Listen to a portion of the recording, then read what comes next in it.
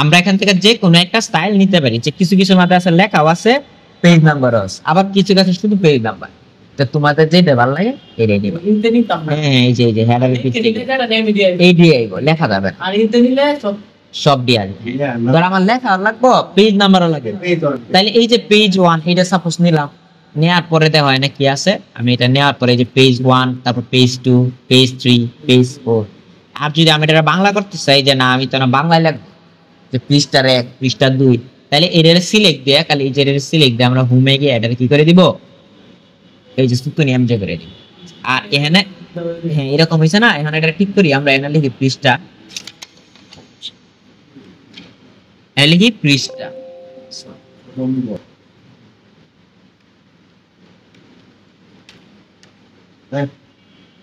পৃষ্ঠা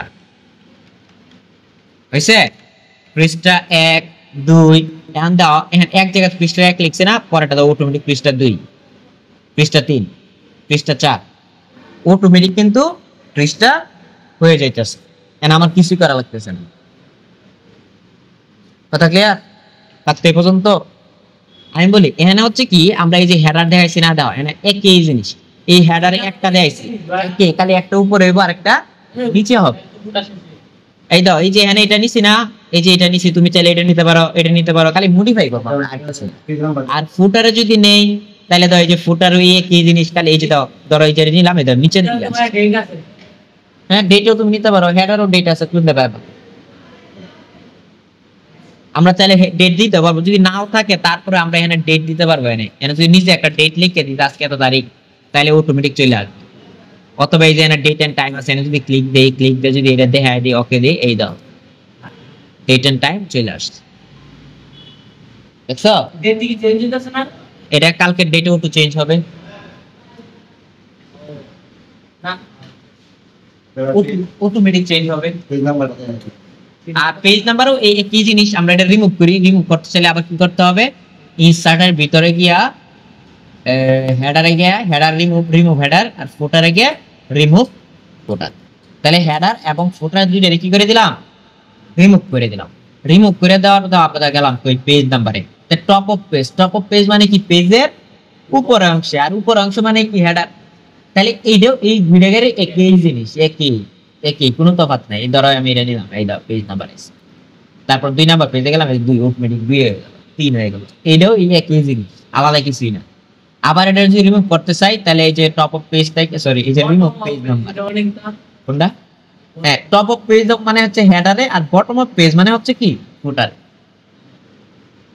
page margin, আর page margin হচ্ছে পেজের সাইডে, এই যে আমরা অনেক সময় এই সাইডে সাইড বরাবর দেখি না পেজের নাম্বার কি সাইড দেখতে থাকে, এটার বলা হয় কি পেজ মার্জিন। আরেকটা হচ্ছে কারেন্ট পজিশন, এই যে এখানে পেজ মার্জিন দাও, মার্জিন পেজ মার্জিনে কি কি আছে দাও, আমরা পেজ মার্জিনে গিয়ে দাও এই বরাবর, মানে এই দিকে থাকবে, ঠিক আছে, এটা ডান বরাবর থাকবে, এটা নিচে থেকে বামে এইভাবে থাকবে, এটা ডান দিকে থাকবে, ঠিক আছে। এরকম বিভিন্ন স্টাইল আছে, এই যে এরকম স্টাইল আছে, এরো এবং একটা এরো চিহ্ন দেওয়া থাকবে। কারেন্ট পজিশন হচ্ছে বর্তমান যে পজিশন আছে, ধরো আমার এখানে পেজ কয়টা, 4টা পেজ না, আমি চাইছি অন্য পেজগুলোতে আমার পেজ নাম্বার দরকার নাই, শুধু এইটার ভিতরেই আমার পেজ নাম্বার দরকার। সিঙ্গেল পেজ নাম্বার নিতে চাইলে হেডারে বা ফুটারে কিন্তু নেওয়া যায় না, শুধুমাত্র ওয়ার্কিং এরিয়াতেই আমরা সিঙ্গেল পেজ নাম্বার নিতে পারবো। তাহলে আমার যে কার্সর আছে বা আমি ওয়ার্কিং এরিয়াতে কার্সরটা রাখছি, এই জায়গাতে আমি চাইতেছি কি যেমন পেজ নাম্বারটা যেন এই জায়গাতেই থাকে, এই জায়গাতেই আসে। এই জন্য আমরা কি করলাম, আবার পেজ নাম্বারে গিয়া কারেন্ট পজিশনে গিয়ে আমরা কোন স্টাইলে নিব, স্টাইল আছে আর কি বিভিন্ন ধরনের, তাই আমি চাইতেছি কি স্টাইলে লাগে, তাহলে এটা সিলেক্ট ইনসার্ট দিলাম, এই চলে আসে 3 page 4 page 5 page, automatic page number আসবে, ঠিক আছে ক্লিয়ার? এখানে আর কোনো সমস্যা আছে? হেডার ফুটার এবং পেজ নাম্বার সবগুলাই শেষ। ও আরেকটা জিনিস শেষ, format page number. Format page number হচ্ছে কি, যে আমার পেজে যে নাম্বারগুলো হইতেছে এগুলা কি 1 2 3 হবে, মানে সিরিয়াল দেখি এরকম হবে না, -1 -2 হবে, নাকি এবিসি হবে, বড় হাতের এবিসি হবে, রোমান সংখ্যা হবে, এখানে যা দেখায় দিব এটা পেজ নাম্বার। না এরকম হইতো না, এরকম নিলে তোমার এই নিজে হাতে লিখে নিতে হবে। আর এটা পেজ নাম্বার যখন আমরা এখান থেকে নিব তখন এটা উপি হবে, না কোনো নাড়াচাড়া করার কোনো সিস্টেম নাই। ঠিক আছে, লাস্ট এ পর্যন্ত। আচ্ছা তাহলে আমরা এখান থেকে একটু লেখা কপি করে নিয়ে গেলাম, নেওয়ার পরে ওয়ার্ডে গিয়ে পেস্ট করে দিলাম, কন্ট্রোল বি, অনেকবার কন্ট্রোল বি দিলাম, পেস্ট হয়ে গেল। এখন অ্যালাইনমেন্ট করতে হয় কিভাবে? অ্যালাইনমেন্ট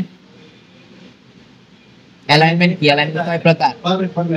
অ্যালাইনমেন্ট হচ্ছে 4 প্রকার। অ্যালাইনমেন্ট এডি, এই যে left alignment, centre alignment, right alignment আর জাস্টিফাই অ্যালাইনমেন্ট, 4 প্রকার। তাহলে অ্যালাইনমেন্ট ঠিক করলাম।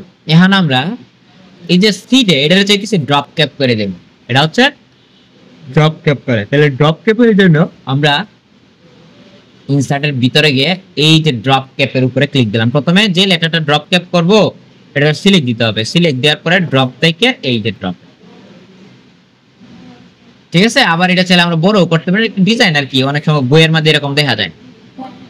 বিশেষ করে বাংলাদেশে বইয়ে না থাকলেও অন্যান্য দেশে বইগুলোতে প্রথম অক্ষরটা বড় থাকে, বুঝায় যেখান থেকে দেখা শুরু।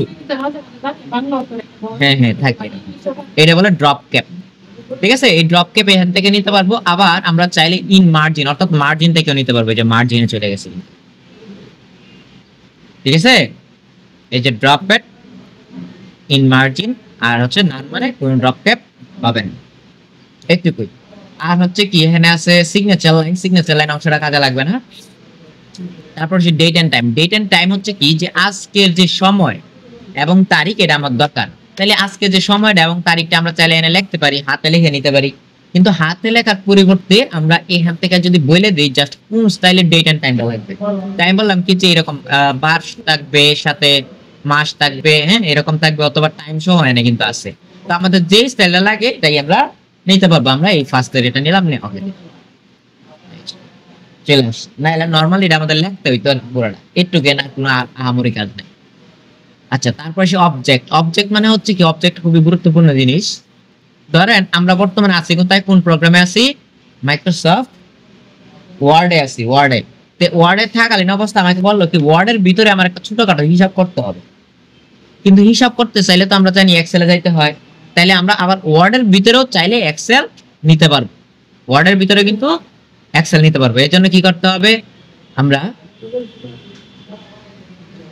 এই যে অবজেক্টে গিয়া বা অবজেক্টের এখানে ক্লিক দিয়ে আমরা এখানে নিব Excel, Microsoft Office Excel worksheet আছে, Microsoft Office Excel, Microsoft Excel worksheet. তো এটা নেওয়ার পর আমরা যদি ওকে দেই তাহলে দেখেন আমাদের এটা পুরোপুরি এক্সেল এর রূপান্তর হয়ে গেছে। দেখেন সব চেঞ্জ হয়ে গেছে, স্টাইল স্মাইল সব চেঞ্জ, মানে এটা আমার এক্সেল হয়ে গেছে। এখন আমরা যদি চাই যে বাইরে কিছু সংখ্যা দেই, এই সংখ্যাগুলো যোগ করতে চাই, তাহলে এই সংখ্যাগুলো সিলেক্ট দিয়ে আমি ক্লিক দিলে যে যোগ। এবং আবার আমি যদি বাহিরে আবার ক্লিক দিই তাহলে আবার ওয়ার্ডে ফেরত গেছে, এখন কিন্তু আবার ওয়ার্ড হয়ে গেছে। আবার যখন এই এক্সেলের এই শীটটার উপর দুইটা ক্লিক দিব তখন আবার এক্সেল হয়ে যাবে, আবার বাহিরে একটা ক্লিক দিব আবার ওয়ার্ড হয়ে যাবে। তার মানে আমি ওয়ার্ডের ভিতরেই এক্সেল আনতে পারছি।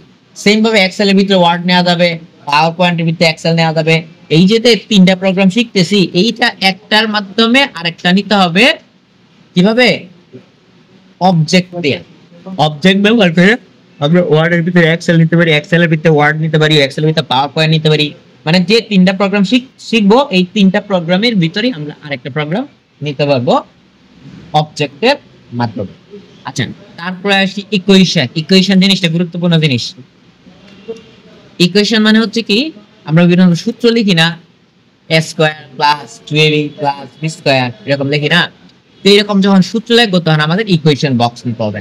এই ইকুয়েশন এই পায়ের উপরে ক্লিক দিলেই একটা ইকুয়েশন বক্স আসবে। কারণ আমরা সাপোজ লিখছি a স্কয়ার, তাহলে আমরা স্ক্রিপ্টের ভিতরে গিয়ে এই যে এটা নিলাম, এটা নিয়ে এনে নিলাম a আর এখানে দিলাম হচ্ছে স্কয়ার, a স্কয়ার। এখন প্লাস দিলাম, এখন প্লাস তো হবে কোথায়?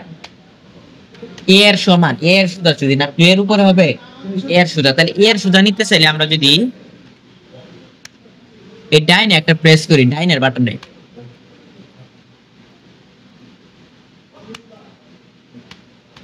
এই যে এটা সুদা না, 2 এর সুদা না।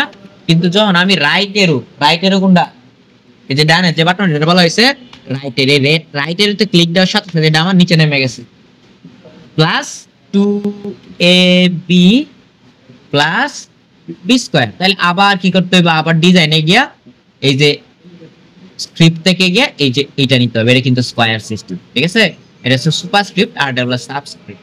তাহলে আমরা সুপারস্ক্রিপ্ট নিলাম, এনে দিলাম এই ঘরের ভিতরে দিলাম বি আর এনে দিলাম স্কয়ার।